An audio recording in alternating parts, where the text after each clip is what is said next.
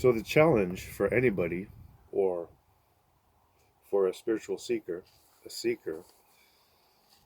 is to live spiritually in a time and place where it's almost impossible to do so. It's very difficult, right? To do that in these times. Now, if a truth is no longer relevant, if something doesn't work, throw it away. Throw it out the window. That's the only question. It's the only relevant question. Is it relevant? And does it work? If not, you don't need it. So, yeah, I'm going to do some bibliomancy. And, the high tech shit and the spiritual thing. Like, why? I mean, why not? Does it have to have a why? I mean, maybe there is a why, but it's like seriously, spirituality in these times is extremely difficult, and the heavens are collapsing in the children's eyes, as it is said. That's a good thing. That means they'll stop looking up there for God, because God is within and without. That thin veil of subjectivity between the absolute and what you call I or self, once it's removed, that thin veil, then you see things as they are. And once you see things as they are, you have clarity, and clarity is well-being. It's sanity. So yeah. Anyhow, bibliomancy, yeah. Confidence. Truth perceived gives assurance. Skill yields self-reliance. With courage, we can defy danger. To increase power, increase humility. Yeah. Well, confidence is like punching Mike Tyson in the mouth because he's on TV and he won't do anything. But it's Mike Tyson and they'll punch you right back. And you feel confident? That's that. Like, confidence in the world is, you go through the world with awareness, attention at all times, caution, like crossing a frozen lake. Okay. Yeah, and humility. I mean, you don't need to show anything but your true colors, ever. So that means you never need humility or arrogance. However, when your true colors are being threatened, when somebody says there's something wrong with you in any way that can be said or expressed or conveyed, then what happens? Humility shows up, or arrogance shows up. If you're always your true self, you don't need arrogance, humility.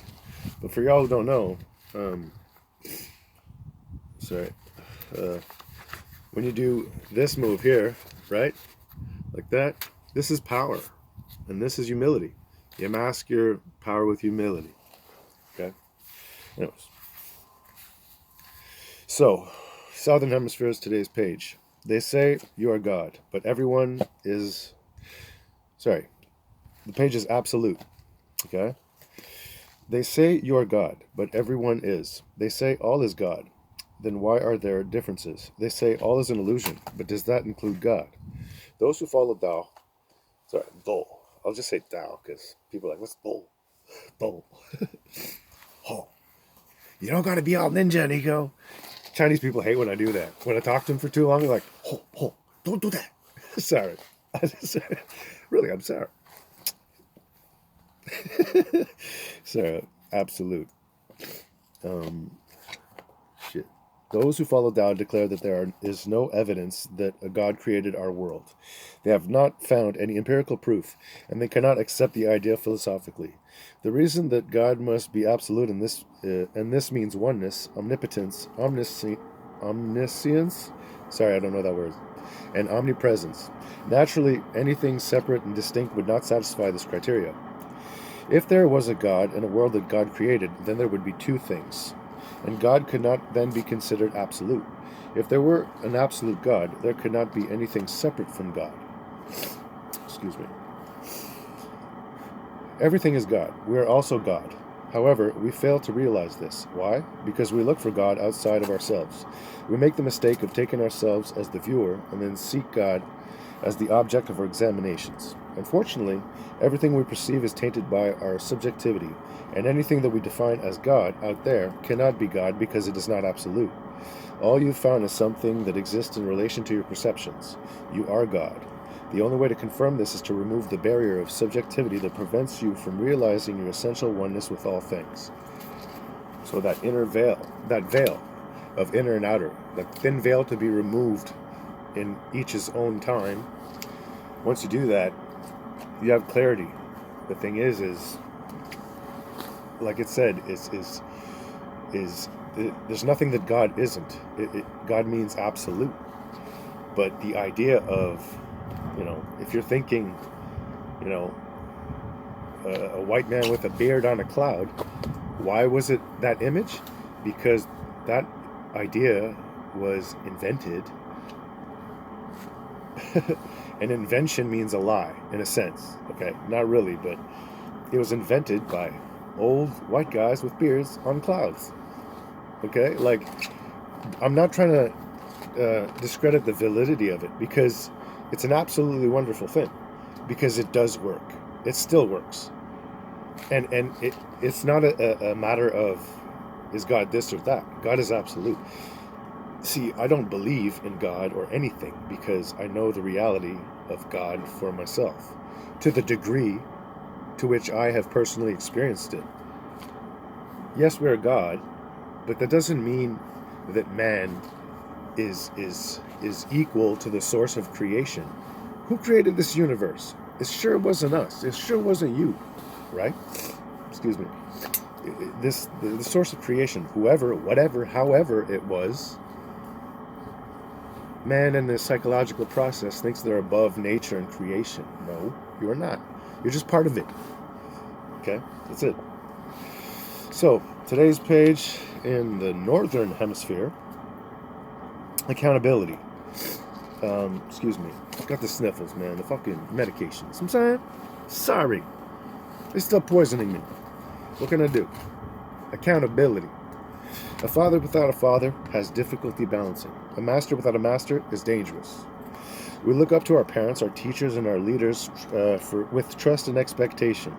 Their responsibility is to guide us, educate us, and even make judgments on our behalf when circumstances are uncertain. Ultimately, they are to bring us to the point where we can make our own decisions based on the wisdom that they have helped us develop. But the potential for abuse and mistake is very great. What person could be right all the time? A simple lapse at the wrong time can cause confusion, psychological scars, and even great disaster. Harsh words during a child's impressionable moments can engender years of problems. That is why we need a parent for the parent, a master for the master, and leaders for the leaders. This prevents errors of power. In the past, even kings had wise advisors. Every person who would be a leader should have such assistance. Eventually, someone has to be at the top. And who will that person turn to? Let us invoke not deities, but pragmatism. It is experience that is the ultimate teacher. That is why wise people travel constantly and test themselves against the flux of circumstance. It is only in this way that they can truly confirm their thoughts and compensate for their shortcomings. So yeah, it's really easy to have somebody telling you all the answers. It can be very helpful if you see it in a practical way. Like a master should be a practical link to ancient wisdom, but only that. It's not. It doesn't mean that person is a god. You do not look up or down on them. You don't trust the teacher. Test the teaching for yourself. That's the only way you'll know, right? Knowing if it's true or not. Once you know it's true, then you will have realized the flaw. Once you see the flaw and you've accepted that, in that same moment you're beyond it, right? You're above it. So yeah, it's really convenient to have somebody telling you all the answers. That can give a lot of comfort. It can give a lot of destruction, right? If you believe them. So that's why you have to try the teachings for yourself. So absolute and what is it? Accountability. Well, you have to be 100% responsible for your own physical, mental, emotional, and energetic states, your own faculties. That's the only thing you can manage. Now you have to be 100% dedicated to your own well-being, because not God, not government, not family and friends are going to fix your life or make you happy. So if you think external success is going to get you there, well, it's not getting there. It's how you are at all times. Success is how happy you are most of the day, most days. So if the truly, if the rich and powerful, the super rich and the super powerful, if they're not happy and then healthy, then they're truly powerless and have no true wealth.